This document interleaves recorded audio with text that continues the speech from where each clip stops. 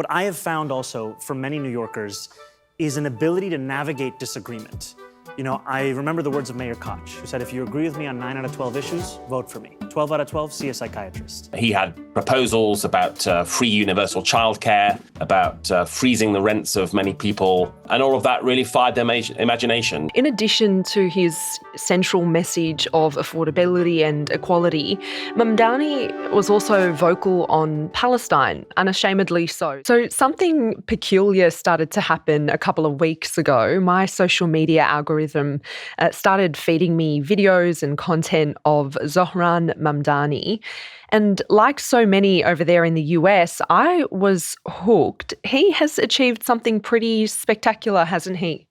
He really has. Zohran Mamdani won the Democratic primary election for mayor of New York. He was standing at about 0% or 1% and was a very, very long shot.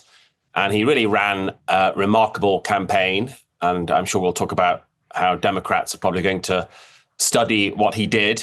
He came from behind. Even a night or two before the election, I think we were all predicting, well, he's going to be first or second, but it's going to be very close. It'll take days. In the end, he won relatively comfortably. With the vision of a city that every New Yorker could afford. We have won. And he beat Andrew Cuomo, who is a very well-known figure in New York. He was the establishment choice. He's a former state governor. So it really was a dramatic defeat for the establishment and the hot favorite. Tonight was not our night. Tonight was Assemblyman Mamdani's night, and he put together a great campaign, and he You started there to paint a bit of a picture of the difference between these two candidates. I was hoping you could compare the pair for us. Just how different is Zohran Mamdani and Andrew Cuomo? Like chalk and cheese, and they really personify different generations of the Democratic Party and different ideologies. And I think that's why so many people are reading big metaphors and allegories into this race. It could say a lot about what's happening nationally. Andrew Cuomo is the son of a former governor, so he's like part of a political dynasty. He was forced to resign as governor previously because of a string of sexual harassment allegations. So he was trying to come back from that. Really, in that sense, he was a very tainted candidate. Some are now asking, why on earth did the establishment back him? And he also ran quite a lackluster campaign. You know, he had the backing of big money donors. He was endorsed by people like Bill Clinton, obviously scandals of his own there, and Michael Bloomberg and others. But it was really the old guard with some tired ideas, not promising change. And I think that really throws Mamdani into sharp relief. He's just 33 years old, so he's part of a new generation of politicians coming through. He was born in Uganda. His parents are of Indian descent. His parents an academic and a filmmaker. And he describes himself as a democratic socialist. He's far to the left of Cuomo. And he excited a lot of people. I have never hounded the 13 women who credibly accused me of sexual harassment. I have never sued for their gynecological records. And I have never done those things because I am not you, Mr. Cuomo. And furthermore, the name is Mamdani, M-A-M-D-A-N-I. You should learn how to say it. Where Cuomo failed and Mamdani really scored was a laser-like focus on the affordability crisis in New York, just the cost of living and how difficult that is. And Mamdani traveled the city, spoke to lots of people, and made promises to deal with that crisis. I want to talk about how he pulled that off. His campaign, both in style and in substance, seems to have resonated with so many. It was multicultural. It also had endorsements from the likes of Bernie Sanders to Emily Ratajkowska, the supermodel. What was it about his campaign that spoke to so many voters across New York? Yeah, that's right. I think when you see it, you realize this is not rocket science. You actually need to triangulate on the ground, shoe leather campaigning, knocking on doors endlessly, engaging, talking to people, having thousands of volunteers doing that.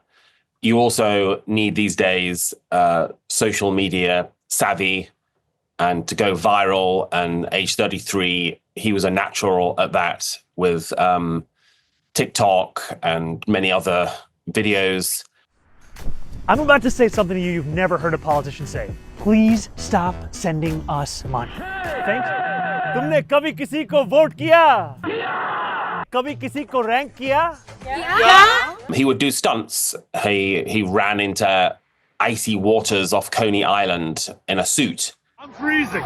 You're wrecked as the next mayor of New York City. Let's plunge into the details.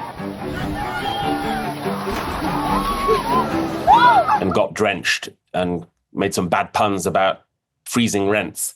He got a microphone, traveled to parts of New York that had voted for Donald Trump. Who did you vote for? The $1 million question. Trump. Trump. Donald Trump. And just interviewed people and asked them why they had done that. And rent is expensive. Foods are going up. Utility bills are up. And that's your hope, to see a little bit more of an affordable life? Absolutely. What Trump did in the first 4 years, Fordham Road saw something where Kamala couldn't do that. There were young voters who didn't vote for her because of the genocide, and I wouldn't have voted for her if I did, but I did vote for her, obviously. So that got millions of views. It was very engaging. So many Democrats are contrived and cringy and over-polished in doing these social media videos, and he did them naturally, and that really took off, and certainly Cuomo wasn't doing that. But I think none of that matters. None of the messaging matters if the policy substance is not there.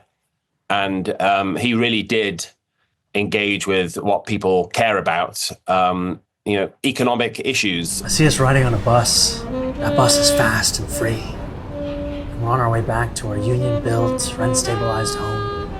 Maybe we're shopping for cheaper groceries at a city-owned supermarket.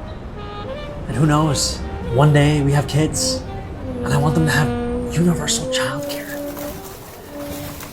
I know it's not yet Valentine's Day, but I can't wait any longer. Will you be my Democrat? New York's housing crisis, for example, the average rent is now $5,000. It's beyond the reach of most people. The American dream itself is slipping away. And he had proposals about free universal childcare, about freezing the rents of many people, even free bus services for people dealing with New York's public transportation and so on. And all of that really fired their imagination. A veteran Democratic strategist said, quote, Zohran cracked the code so many Democrats are searching for: laser focus on affordability, scroll-stopping videos, and to blend Obama's happy warrior with Bernie's populist anger. Democrats say they want to modernize this as a playbook. So I think there he hit the nail on the head.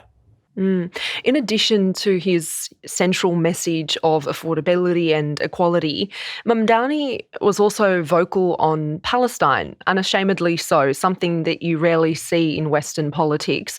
How much do you think his win represents a turning of the tide of sorts over there in the United States? Yeah, it's a great question, and time will tell. But certainly in this instance, we have had decades where criticism of Israel is more or less taboo. Just yes or no, do you believe in a Jewish state of Israel? I believe Israel has the right to exist. Not as a Jewish state? No, as a state with equal rights. He won't say it has a right to exist as a Jewish state. Be very clear. And his answer was no, he won't visit Israel. I said that. That's what he was trying to say. No. Unlike you, I answered. Unlike you, I answered questions very directly. It's certainly very difficult for Democrats. And in recent years, we've seen that start to change, partly in the shape of the Squad, a group of progressives in the House of Representatives that includes Alexandria Ocasio-Cortez, who prominently endorsed Mamdani. But even so, this could be a watershed moment because Mamdani has been very outspoken in defense of Palestinian rights. Mayor Mamdani welcome Benjamin Netanyahu to the city? No. As mayor, New York City would arrest Benjamin Netanyahu. This is a city that our values are in line with international law. It's time that our actions are also. He's suggested Israel is committing genocide in Gaza. He was put on the spot in one interview about the phrase globalize the intifada. And certainly Andrew Cuomo tried to weaponize anti-Semitism against him. And clearly that fell flat. And I thought Mamdani had some good answers in interviews when he was questioned about this. He talked in great depth and detail and with compassion about Jewish New Yorkers who he had met at synagogues and elsewhere, the conversations he'd had with them. What I have found also from many New Yorkers is an ability to navigate disagreement. You know, I remember the words of Mayor Koch, who said, if you agree with me on 9 out of 12 issues, vote for me. 12 out of 12, see a psychiatrist. And I had an older Jewish woman come up to me at B'nai Jeshurun in a synagogue many months ago after a Democratic Club forum. And she whispered in my ear, I disagree with you on one issue. I'm pretty sure you know which one it is. And I agree with you on the others, and I'm going to be ranking you on my ballot. The connection of empathy he promised to govern for all New Yorkers. And there could well be a lesson there for Democrats, especially because when you look at last year's presidential election, the Democratic National Convention denied a speaking slot to a Palestinian American. They played it safe, they thought. They played it cautious. That may well have backfired. Likewise, Kamala Harris, the Democratic nominee, thought she was playing it safe. She eventually lost to even Dearborn, with a big Arab American population in the crucial swing state of Michigan. So there could well be a message here that, stop being timid, stop thinking you're playing it safe. Actually, voters want you to be honest, authentic about your policies. His opponents also tried to, as you mentioned, portray him as anti-Semitic because of his outspoken opposition to the Israeli occupation, a tactic which, as you've said, seems to have failed. But he also faced blatant Islamophobia and racism, and yet still defeated Cuomo. What do you think that says about New York and the mood amongst voters? Yeah, I think it's a great moment for New York. He would be the first Muslim mayor of New York, which is America's biggest city. So again, that would be a tremendous symbolic moment if it happened. And certainly during the campaign, he faced his share of Islamophobia. And it takes a toll to wake up in the morning and read messages that say things like,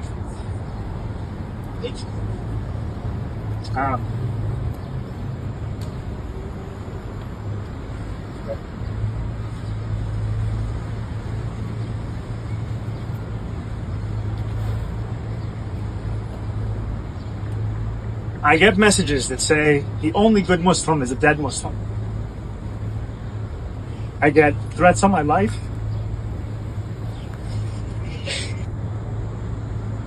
On the people that I love. But, New York is a very democratic, with a capital D, very progressive city. It's very cosmopolitan. Reading interviews with people who live there, people who were in the campaign, voting for him, it's clear that he struck a chord as a really classic New Yorker. The diversity, the charisma, the cosmopolitan nature, the sort of things New York stands for. I think many people there saw him embodying that.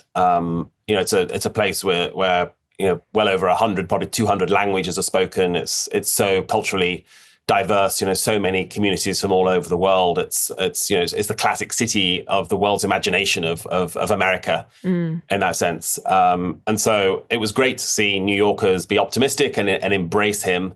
However, I do think there is also a warning sign there. It's not necessarily the case. Where New York goes, so goes the rest of the country. New York could be an outlier. It could be eccentric. It could be different. Will the Mamdani formula work in Midwestern America, in Michigan, Wisconsin, Pennsylvania, these states which, it transpires are the crucial ones to winning the Electoral College. If you did try to nationalize Mamdani and have a candidate like him, he may well excite millions of New Yorkers and Californians, but the evidence of the past decade suggests that racism is still alive and well in America, and he may struggle in some of those places. And just to underline that point, sadly, after Mamdani's victory, there's been an even more intense Islamophobic backlash, with even one Republican member of Congress calling for him to be deported, another one tweeting a photo of the Statue of Liberty wearing a burqa. It's been really obscene and disgusting, and a sad indictment of where Trump's America is today. David, I want to talk a little bit about what you mentioned earlier, and that was the endorsements that Cuomo received from the Democratic old guard. How has Mamdani's success so far been received by Democrats? I think with caution, with nervousness. Starting at the top, Chuck Schumer, the Senate minority leader for the Democrats, himself Jewish, himself a New Yorker. He put out a congratulatory message, but he's not endorsed Mamdani yet. Hakeem Jeffries, Democratic leader in the House of Representatives, pretty much the same formula. Congratulations, but not an actual endorsement. I was just talking to a progressive activist a day or two later, saying, if they don't endorse, we're going to fry them, were his words. The progressive wing, the people on the left, are angry about this if the party establishment doesn't rally around. There have been other Democrats, more centrists, more moderates, including in New York State, who say Mamdani is the wrong person for this job. They're just worried about what they see as his radicalism, that he's too far to the left. Now, some of that may be because they disagree with his policies themselves. Some of it may be because they fear Republicans will exploit this and generate a new Red Scare and find Mamdani and others like him an easy punch bag to rattle people with. Now, there have been other Democrats who've jumped on board and said we have to support him. There's been some who have, on the one hand, said, I don't agree with Mamdani's policies, but at the same time, we should all categorically condemn the Islamophobia we've seen. But I think, for the elder generation among the Democrats, the establishment wing, the centrists, they are rattled by this.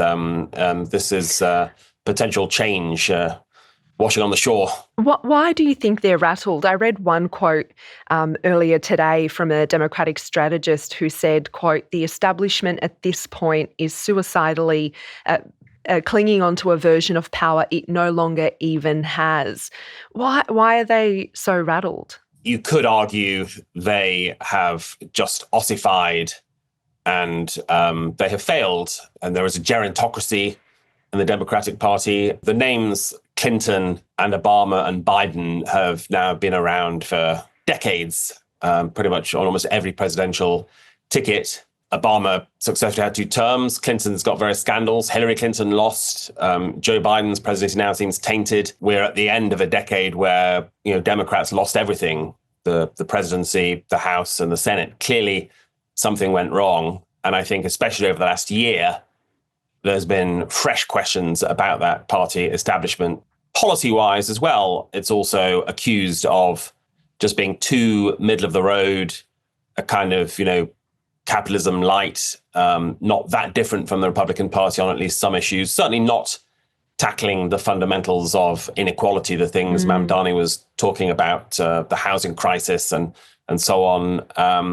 And so I think for all of these reasons, there's that sense of that old guard, the Nancy Pelosi's, the Joe Biden's, the Chuck Schumer's, clinging to power partly out of self-interest and worrying that they're about to be blown away by a new generation. And as I touched on earlier, I think they would also say they have just a genuine strategic concern that if the party veers too far to the left, as it's perceived, then that's electoral suicide. You alluded to this earlier, David, that some people have sought to characterise the policies, the ideas that Mamdani is pushing as the sort of ideas that would make the sky fall in. Could they be the antidote to Donald Trump populism? Yeah, I think the first thing to say is that many of his policies would be regarded as very normal and mainstream in many European countries. This is actually not that dramatic and radical. Many in America have become conditioned to this idea that something like a free bus service is akin to Soviet-style communism. And then as you say, the sky is going to fall in. And yes, I think this is a project of at least 10 years now where what has happened in America is growing inequality, the rise of an oligarchy, an entire generation who feel economic anxiety and frustration that it's very hard to buy a house, that their kids are going to be worse off than they were. And Donald Trump spotted that gap and came along with a kind of fake populism, claiming that he would fix it. Now, go back to 2016, Bernie Sanders on the left also identified that problem, and he was a forerunner of Mamdani in that sense, and he generated huge excitement. And it feels like America was at a crossroads that year, and I'd love to run the alternative history if Bernie Sanders had won. And where would we be now? But again, this could be an opportunity. And yeah, I've heard historians and others argue that the more Donald Trump pushes to the right and the more potentially he betrays his voters, the more actually that creates an opening for a kind of, let's start all over again approach. Let's not just go for someone boring and middle of the road and intermediate. Let's go for someone exciting and inspiring, a Sanders style, a Mamdani style, and a Ocasio-Cortez style. And I think that that will be the fascinating battle in the next Democratic primary election. Do they go moderate and middle of the road again, or do they dare to dream? Well, David, thanks for talking us through all of that. We'll certainly be watching the mayoral election come November. Appreciate your time. Thank you.